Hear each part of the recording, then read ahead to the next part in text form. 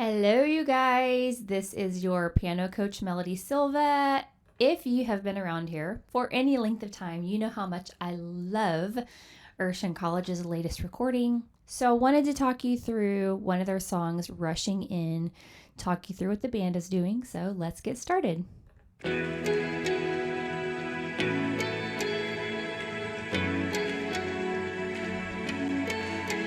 Okay, so a very simple intro.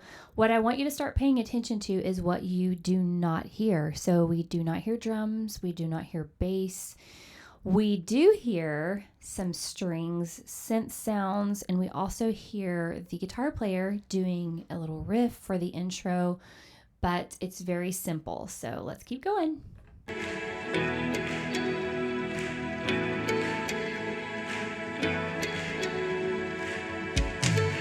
Okay, right there in the clip before, sorry if that was loud, in the clip before, if you would even look at the entire band, you would notice the bass player was not playing.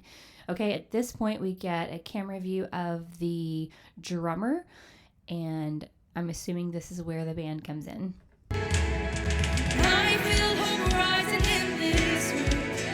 Nope, so that was just drums. If you will look, you can also hear that the bass player is still not playing. So one of the most important things that you can know as a musician is when and when not, is that right? You're supposed to play. The kind of faith that makes the mountains move. And I can feel the turning of the tides. Okay, so for verse 1, we hear an acoustic guitar that has been added. Piano is still playing very low on the keyboard, very simple, almost just patting those chords and letting the sustain pedal hold it out.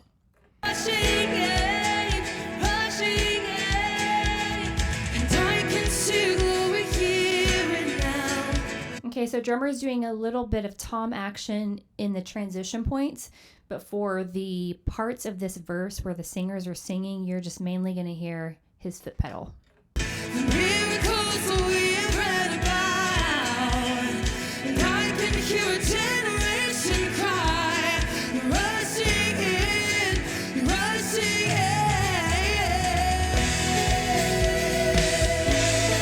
Very, very clean. This is the point of the song that is a transition point. So we're either going to be going back into the verse or to the chorus, but you hear the majority of the band, if not all of them, are playing right now. They're not doing a whole lot, but they've all come in together.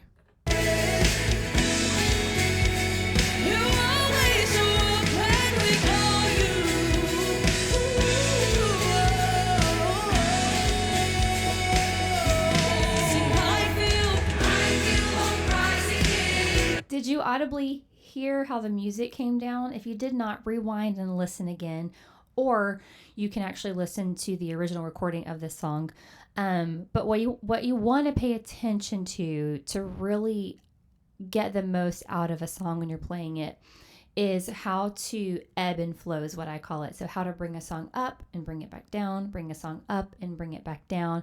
So they did that very skillfully right here going back into verse 1, and it's just it's almost a signal for the people in the congregation, like, okay, listen, we're going to be singing words that are important, and this is the time for you to listen. Mostly verses are like that, and the chorus is like the anthem where you want people to really engage, if that makes sense.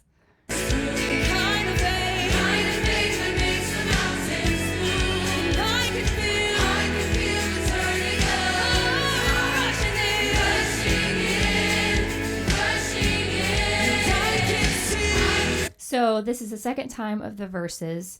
More of the musicians are in. They're playing very simply. There's a lot of musicians in this band. They're not doing a whole lot. You don't really hear one instrument that's just soloing it. In fact, pianos are in a pretty good mix. They're staying low, playing very simple, not doing a whole lot. But that's what is going to make this song sound so good.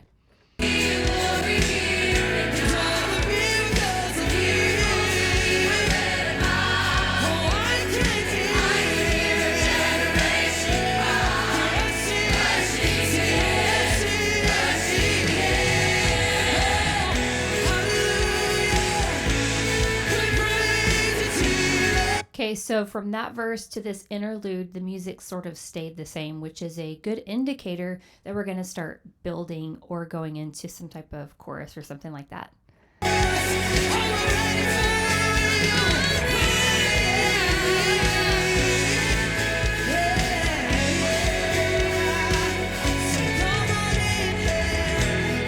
I was wrong. Okay. So that was another interlude. They're going to, I don't know, these all feel like verses. I could be wrong, but they're going back into something that sounds like a verse, and they brought it down again. See how simple it sounds compared to what was playing before? Before you heard a lot of movement, you heard a lot of instruments, but on this verse is what I'm going to call it. The musicians have brought it down, which means there may be some instruments that are not playing at this point, or they're playing very softly, very low. You are welcome, take your seat. We're prepared for your arrival. So have your way, please never. So come on in. Okay, so you hear more drums, toms here. One of the marks of a really skilled musician is knowing when to add your little fills and punches. There's probably a point in this song where you're going to hear the piano play some sort of run. But for the most part, the piano is going to hold down the core of the song. So far, that's what's happened. And what I mean by that is they're just kind of chording. They're playing the chord and letting the sustain pedal hold it out. Maybe rolling chords, padding some chords, mixing those up. But it's creating a very solid sound where you may not hear the piano itself, but it's what makes the mix of this band sound so good.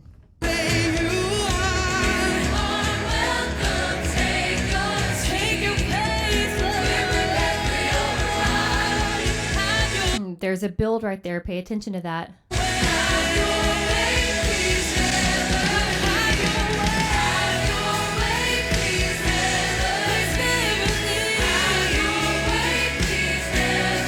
So we're back to full band. I'm guessing this is the chorus.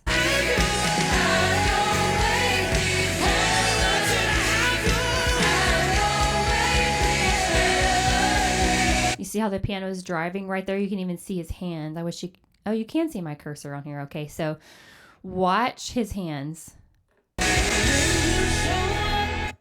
Let's rewind that a little bit, because I want you to see how he's driving that. Here we go.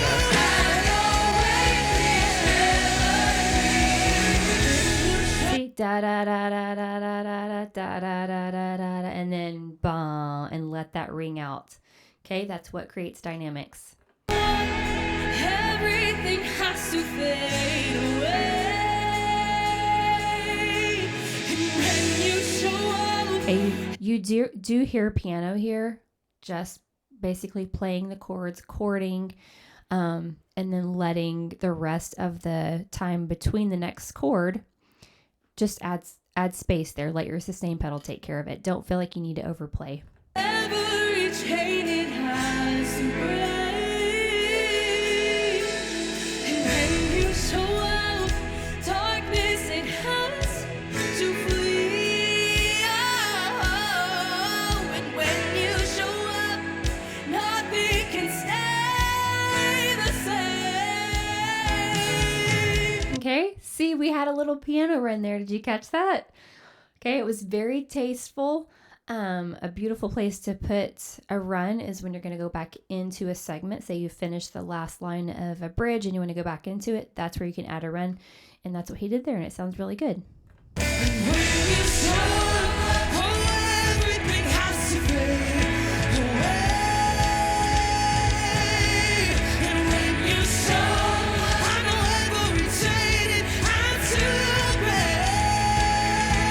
You do hear the piano adding some rhythm, a dun, dun rhythm kind of in how he's playing the song. So you'll notice that he's starting to build because we're going somewhere.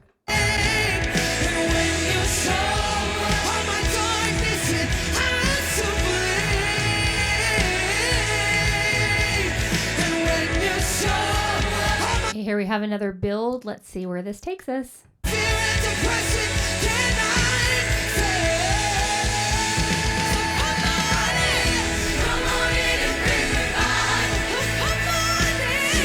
Okay, back to the chorus. I'm going to skip a little bit ahead. This song is about 8 minutes long. I just kind of want to see where it goes. When I had no place to follow. Oh, wow. They brought it way down. You hear piano doing a lot of movement right here. It's a really good place to do that. When you've built the song way up and then you're bringing it down, adding some arpeggios or breaking up your chords higher on the keyboard.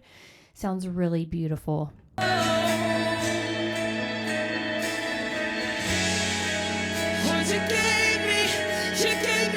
Sounds like he's doing it kind of in the middle range of the keyboard. Either one works. And I just want to make a note. It's probably because he's playing with a guitar. So if you have a guitar player in your band, one of the things to be mindful of is sometimes you guys can overlap depending on what octaves you're playing in. So if he were to play in higher octave like the guitar, you probably wouldn't be able to hear the guitar as clearly, or the piano. They would kind of mix together. So I'm not sure if this is intentional or not, but it probably was for him to play a little bit lower so the guitar could also play the same melody, because it sounds like they're playing the same arpeggio there, and it allows the guitar and the piano to be heard without having to turn up the volume, because you don't need a loud sound right here.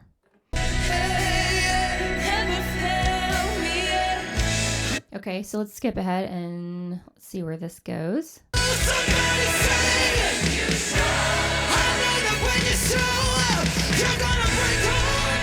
Nice. Oh, so good. That run was on point. Perfect.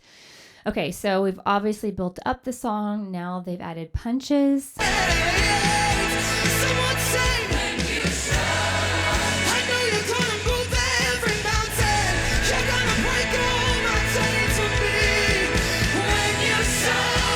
And I have to say, having a killer soloist that can really lead and really ad-lib in a way where they're confident really helps when you're doing cuts like this.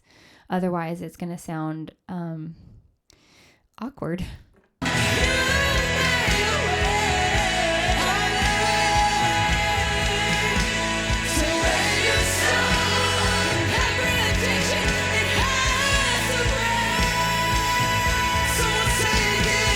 I think the band is still doing a pretty good job of holding it together. You don't really hear anybody going crazy as of yet. They may in the next minute or so. Let's see. I'm going to skip ahead again.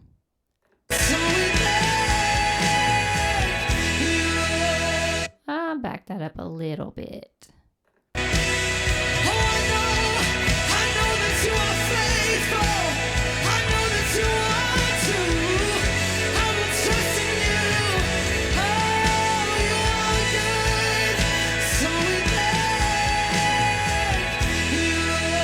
Okay, the piano player is obviously giving the guitar player room to lead this song.